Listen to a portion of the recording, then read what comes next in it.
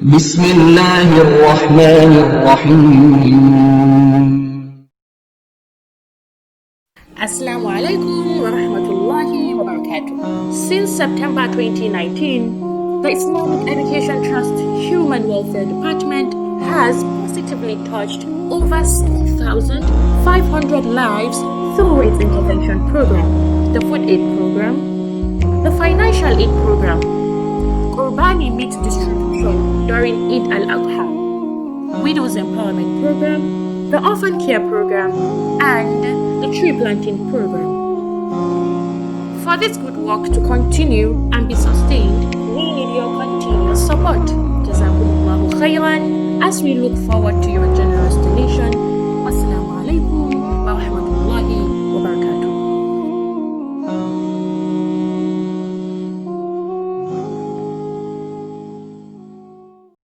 Bismillah, assalatu wassalam ala rasulillah, Sayyidina Muhammad sallallahu alayhi wa sallam.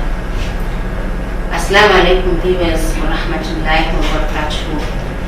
We are here again to continue with our discussion in the program Parenting in Islam.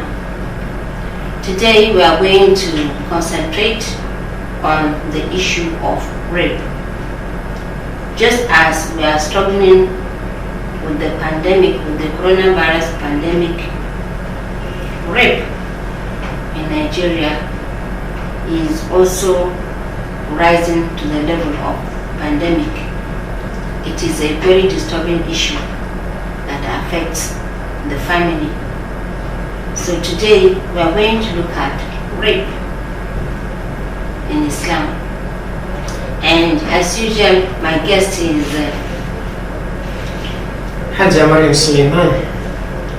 Assalamu alaikum. Wa alaikum assalam wa rahmatullahi wa barakatuh. Today, we are focusing on the issue of rape. It is a very disturbing issue amongst the families today. People don't know how to secure their children, especially their female children. Malama Maryam, can we briefly describe what is rape? Rape can be defined as an illegal or forcefully having the carnal knowledge of a female child by a man. Forcefully in the sense that there is no consent. So that is the definition of rape. Talking about child, if you look at the circumstances that we're experiencing today, it goes beyond the level of child. Even old women are involved and young girls. Looking at it from that perspective, we definitely give an insight that the perpetrators of such acts are sick at heart, both spiritually and morally. If otherwise, one will wonder, what pleasure will you derive from an underage that is either less than a year or even a year, or from an elderly person who is already over a menopause age, somebody who is 80 years, what pleasure will you derive? But that is why we said it is pandemic, because the rate at which even the social media reported today in various platforms is a signal and a pointer to the fact that it is a pandemic. Pandemic in the sense that it disregards all social, cultural, and religious strata. From whatever geographical location you are, it disregards it. And it is only pandemic because it disregards the age. You can see a 3-year-old baby being abused, an 80-year aged woman being abused by her grandchild. This happens either in the masjid, in the worship places, in public places, in educational institutions, and even in the markets. it disregards all strata of platform you can move. And that is why we said it is a pandemic. Well, thank you very much. Now, whether it is rape or it is zina, the point here is that is an intercourse relationship between man and woman, or girl and boy, depending on the circumstances. Yes. Now, what's the major difference between zina and rape? Okay. You see, zina is having intercourse between a male and a female that are not legally married, even though there is a mutual consent between the two of them. But in case of rape, it is forceful. There is no mutual agreement between the two.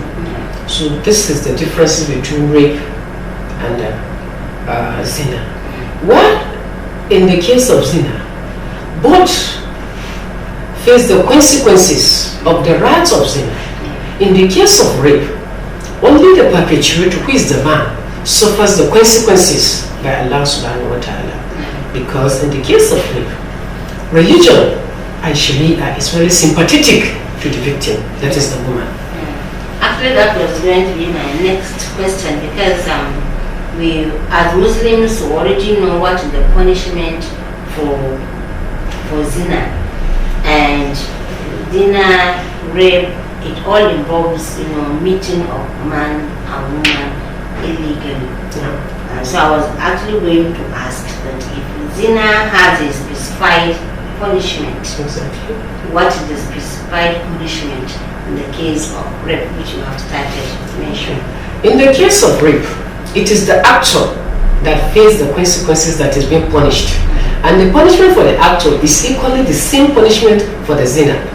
For example, it happens during the time of Prophet Muhammad that a lady was raped by a man. And this man is a married man. And he was stoned to death by the instruction of the Prophet. And the woman was left alone. During the time of Sayyidina Umar radiallahu anhu, there was a case of a man who raped a lady. He was given 100 lashes as ordered by Umar radiallahu anha. And the girl, the lady was left. Meaning here that the consequences for rape is on the actor, who is the man. Sharia, as I said again, is very sympathetic to the victim, which is the lady. Now, the issue of rape in Nigeria today is very, very alarming. It is occurring almost every day, every minute. And it is reported on the social media. You see, we talk of young boys, but we notice old women, old men involved. I saw a video clip of an old man who said he had been doing this with small girls for the past 20 years. There was and he was asked how many children he has. He said he has 10 children with so many grandchildren, but he wouldn't want this kind of acts to be meted by his own family members. So the question is, Nigeria is not an Islamic country, you understand, where we might say, okay, maybe the victim may be punished according to Islamic injunction. So why do you think this issue of rape is becoming so alarming in Nigeria? Is it the punishment that is not sufficient enough to deter the actors, or what? The fact that the perpetrators at the end of the day, that is, if they don't go scot-free, they are just being taken to the prison and being in prison 21 years. After which, if they are lucky, they are free.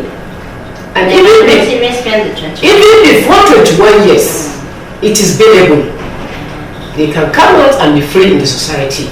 It is not for them. And continue with the acts, because there is no Sharia penalty in that.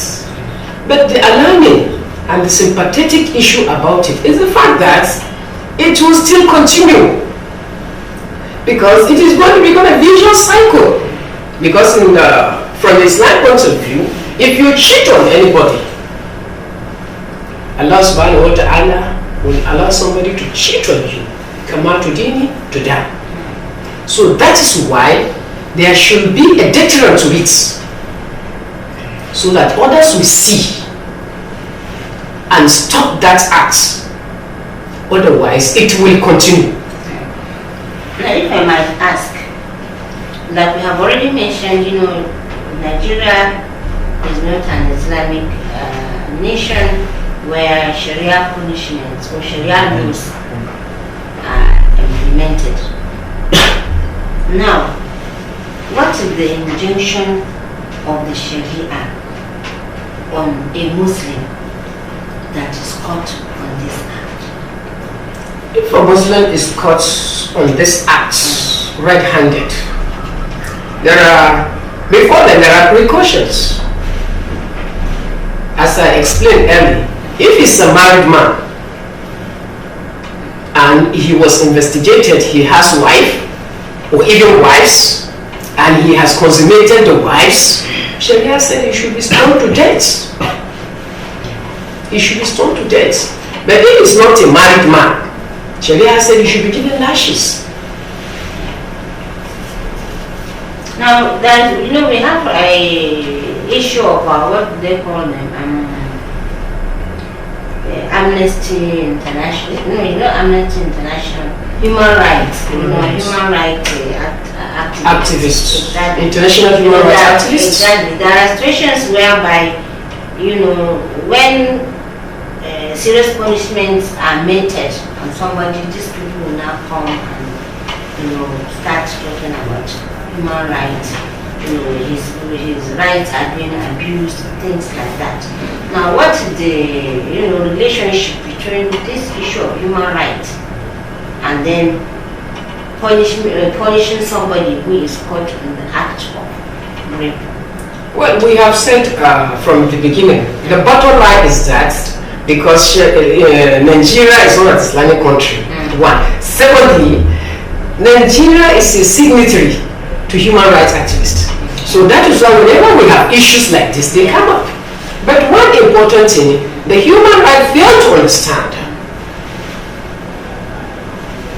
Human rights fail to understand the fact that if you are fighting against the rights of human, there shouldn't be discrimination, because you are discriminating against the woman. When the woman is being raped, where we are they?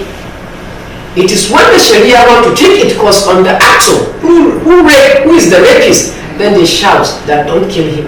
What of the child or the girl or the lady that has been abused? Her rights has been infringed. Where were the women rights activists when it happened? Besides that, there are a lot of things that happen that human rights were silent about.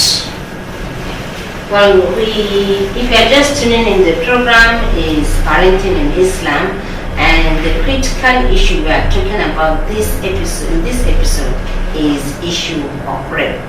We'll stop here and we'll be right back.